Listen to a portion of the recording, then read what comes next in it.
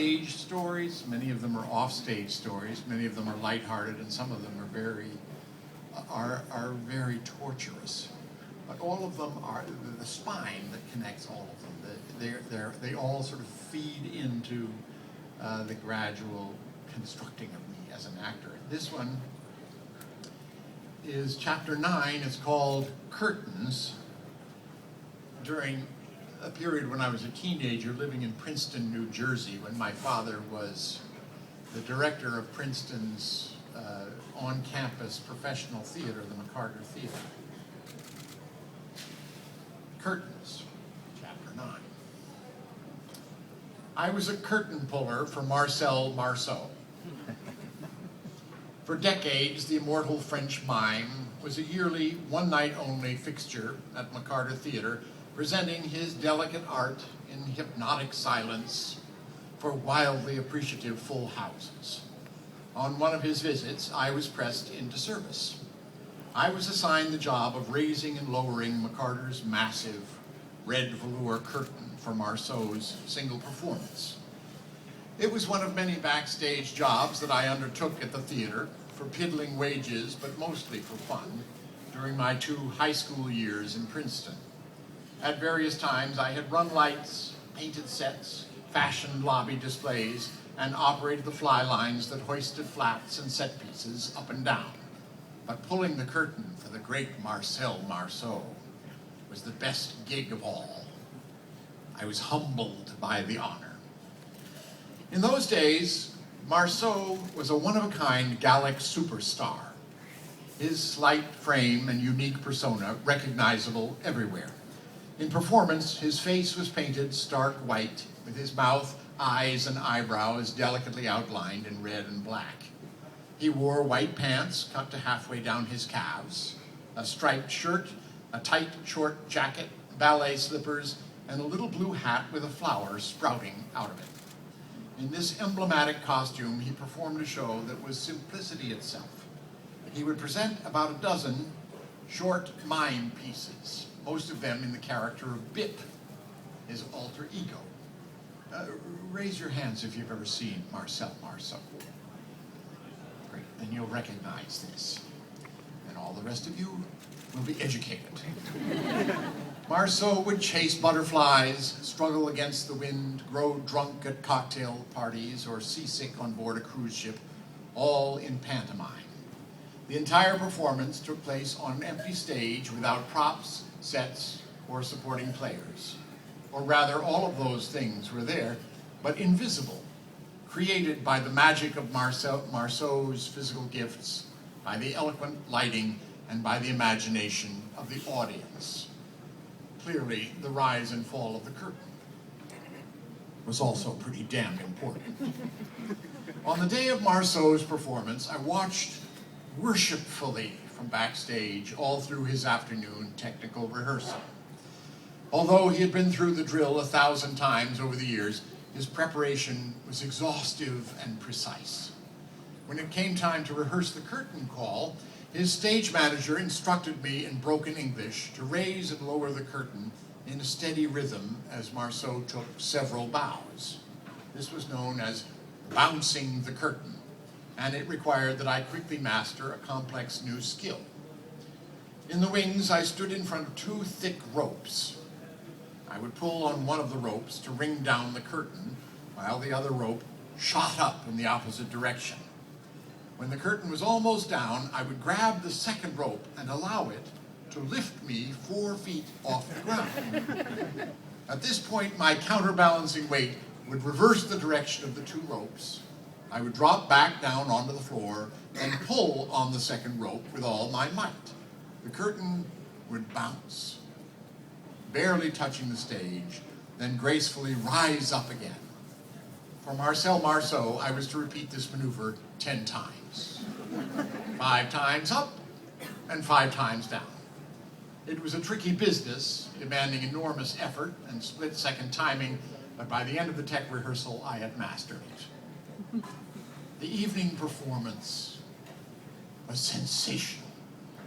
Each of the mimed mini-dramas was greeted with clamorous adulation. I and the entire McCarter crew performed our backstage tasks with self-assurance and a sure hand. Marceau had craftily saved his best material for last, and in the final moments of his performance, the audience was completely transported. I'd never heard such an ovation. Then came the curtain call. I brought the curtain down on cue. After a poetic pause, I switched ropes and pulled it back up again. I switched again, ready to bounce the curtain. The second rope hoisted me high off the ground. The curtain reversed course and came back down. I switched ropes and was hoisted up again. The curtain bounced nicely off the stage and went straight back up. Perfection. I switched again, gaining confidence as the cheers rang out. Down, up, down, up, as Marceau smiled, clutched his heart, and grandly bowed. On the fourth bow, the curtain came down, I switched ropes, and once again I lurched back up in the air. But by this time, my strength was flagging. I lost my grip and fell in a heap onto the stage floor. I scrambled to my feet and stared at the two ropes as they gradually slowed to a stop. Terror engulfed me. I had no idea which one I should grab next. Hoping for the best, I reached for the one on the right and pulled on it for all I was worth. I pulled and pulled and pulled and pulled. Bit by bit, the rope offered less and less resistance. The roar of the crowd was oddly diminishing. A ghastly thought dawned on me. Had I grabbed the wrong rope? I turned and looked out at the stage. What I saw filled me with horror.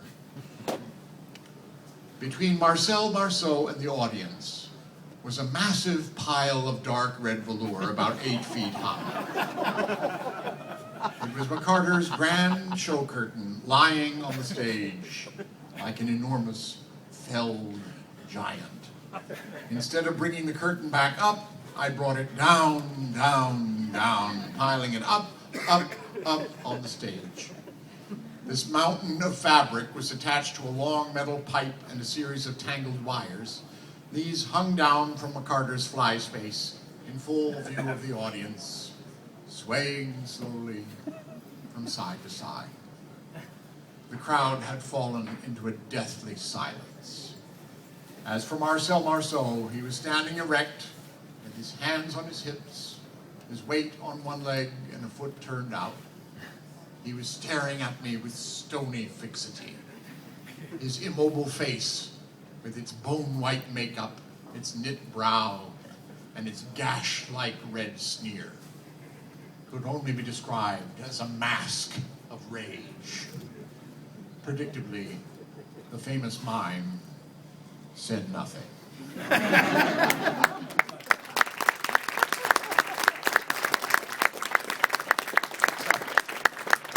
That's your entertainment for the evening. Why don't I do 4 or 5 questions and then I'll start signing. Have you got some good ones? Raise your hands. Yes? Yes? If you could play one role in Shakespeare, what would it be? King Lear. Awesome. If I could play one role in Shakespeare, what would it be? King Lear. And I probably shouldn't play it for another 8 years, but I could work out until then to make sure I was capable of it. Yes, way in the back, just yell the question. What are your hopes to see for actors in the future? Friends of tradition. Say even louder. What are you hoping to see from actors in the future? Little louder. I'm hoping that they have a little bit more projection.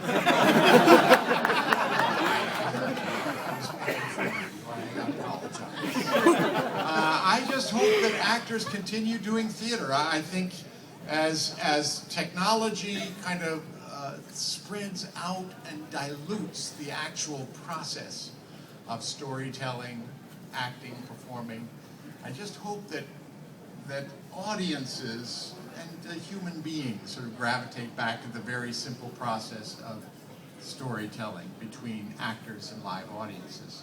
So I hope actors continue to act on stage. Yes? The book being inspired by your dad, how have your children reacted? Oh, how have my children reacted to the book? Mainly very positively. Thank God. I worried about that a lot.